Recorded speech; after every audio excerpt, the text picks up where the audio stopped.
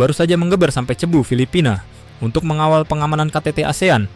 Baru saja membuat banyak mata di kawasan menoleh melihat kegagahan siluetnya di lautan. Dan baru saja membuat sejumlah pengamat pertahanan Asia Tenggara kagum pada kapal perang baru milik Indonesia. Dan tentu yang mereka kagumi itu masih versi Light Plus, belum full combat, belum bentuk terbaiknya. Karena ketika kawasan mulai sibuk membahas Brawijaya yang sekarang, diam-diam muncul kabar bahwa radar Kronos milik Leonardo sedang dikirim menuju PT PAL Indonesia. Dan jika petunjuk ini benar mengarah pada peningkatan menuju konfigurasi penuh, maka ada ironi yang cukup menarik. Tetangga mungkin baru selesai mengagumi bab pertama, sementara Indonesia diam-diam sedang menyiapkan bab yang lebih membuat mereka sulit tidur. Yang dikagumi tetangga baru kulit luar. Ada satu fakta yang sering luput ketika publik membahas Brawijaya Class. Tetangga mengira kapal ini sudah selesai, sudah final, dan sudah berada pada bentuk terbaiknya.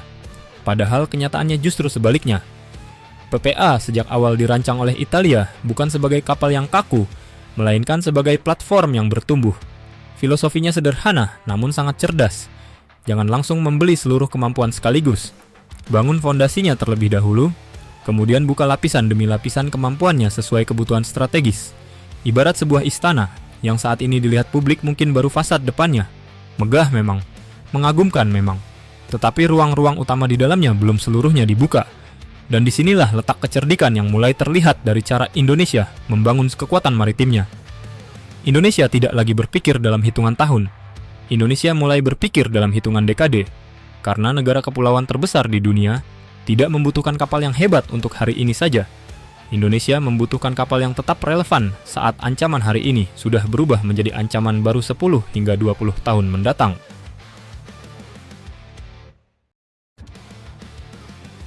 Kronos bukan radar, tapi pernyataan niat. Dalam dunia militer modern, ada perangkat yang nilainya jauh melampaui harga fisiknya.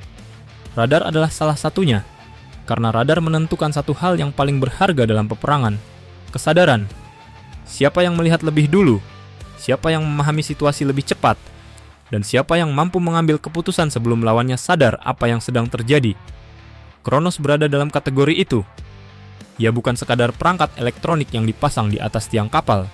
Ia adalah pusat perhatian, pusat pengamatan, dan dalam banyak situasi menjadi pembuka jalan bagi seluruh sistem tempur lainnya. Sebab rudal secanggih apapun tidak berguna jika tidak mengetahui kemana harus diarahkan. Meriam sehebat apapun tidak memiliki arti jika ancaman datang tanpa terdeteksi, dan kapal sebesar apapun dapat berubah menjadi sasaran apabila matanya tidak mampu melihat cukup jauh. Itulah mengapa kemunculan nama Kronos membuat banyak analis pertahanan langsung menaruh perhatian, karena radar seperti ini biasanya tidak hadir untuk proyek yang biasa-biasa saja. Ia hadir ketika sebuah platform sedang dipersiapkan untuk memainkan peran yang lebih besar.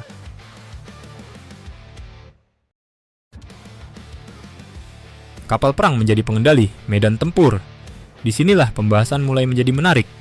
Perbedaan antara Light Plus dan Full Combat bukan sekadar soal penambahan perangkat, bukan sekadar soal angka dalam lembar spesifikasi. Perbedaannya adalah filosofi operasional.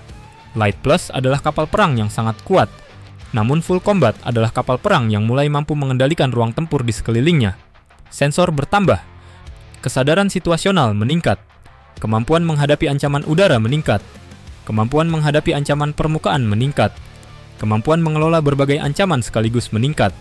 Dan pada akhirnya, kapal tersebut berubah dari sekadar aset tempur menjadi pusat kendali taktis yang bergerak di lautan. Inilah yang membuat banyak negara berlomba membangun kapal dengan kemampuan sensor dan manajemen tempur yang semakin kompleks.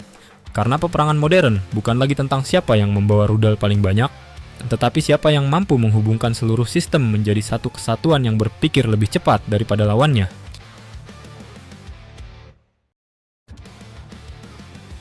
Belum sampai puncaknya. Ada sebuah kebiasaan yang sering terjadi dalam dunia pertahanan. Ketika sebuah alutsista baru datang, publik langsung menganggap perjalanan telah selesai. Padahal seringkali yang terjadi justru sebaliknya.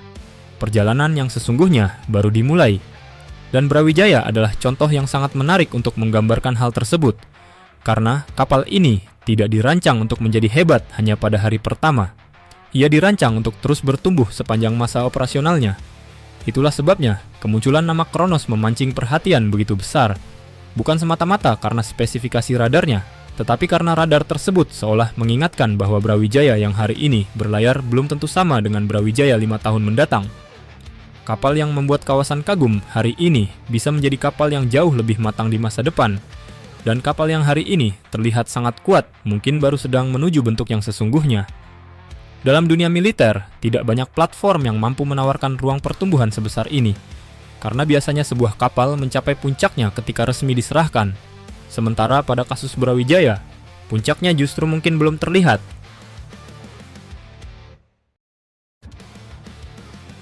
Aura tengil sulit disembunyikan. Ada kalanya sebuah negara menunjukkan kekuatannya melalui parade besar. Ada kalanya melalui pidato yang lantang. Namun ada juga negara yang menunjukkan kekuatannya dengan cara yang lebih tenang. Membeli sedikit demi sedikit. Meningkatkan kemampuan sedikit demi sedikit. Menghubungkan sistem sedikit demi sedikit. Sampai suatu hari semua orang menyadari bahwa kekuatan itu sudah berdiri utuh di depan mereka. Dan Indonesia tampaknya mulai bergerak ke arah tersebut. Karena semakin diperhatikan, semakin terlihat bahwa proyek-proyek pertahanan yang selama ini berjalan bukanlah proyek yang berdiri sendiri. Mereka saling terhubung, mereka saling melengkapi. Mereka sedang menyusun sebuah mosaik besar bernama kekuatan nasional. Maka tidak mengherankan apabila kemunculan Kronos langsung memancing perhatian. Karena publik mulai melihat pola yang sama, bahwa setiap kali banyak orang mengira Indonesia sudah sampai di tujuan, Indonesia justru membuka pintu menuju tujuan berikutnya.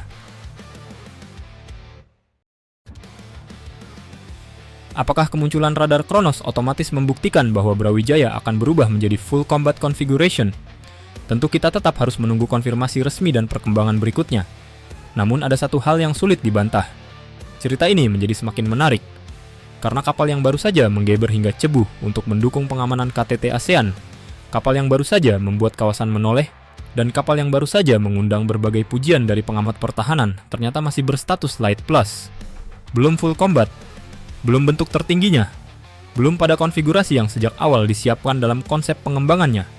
Dan jika berbagai petunjuk yang muncul hari ini benar-benar mengarah ke sana, maka ada satu kemungkinan yang cukup membuat sebagian pihak mulai berpikir ulang, bahwa kapal yang selama ini mereka kagumi mungkin baru memperlihatkan kulit luarnya, bahwa kapal yang hari ini sudah terlihat mengesankan mungkin masih menyimpan ruang untuk menjadi jauh lebih menggentarkan.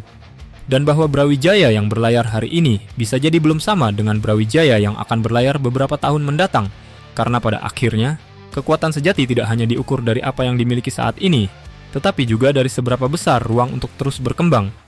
Dan jika Kronos memang menjadi bagian dari perjalanan menuju full combat, maka mungkin inilah bagian paling tengil dari seluruh cerita tersebut. Tetangga baru saja selesai mengagumi Brawijaya versi Light Plus. Sementara Indonesia, diam-diam, mungkin sedang menyiapkan versi yang membuat mereka harus mengulang seluruh kekaguman itu dari awal.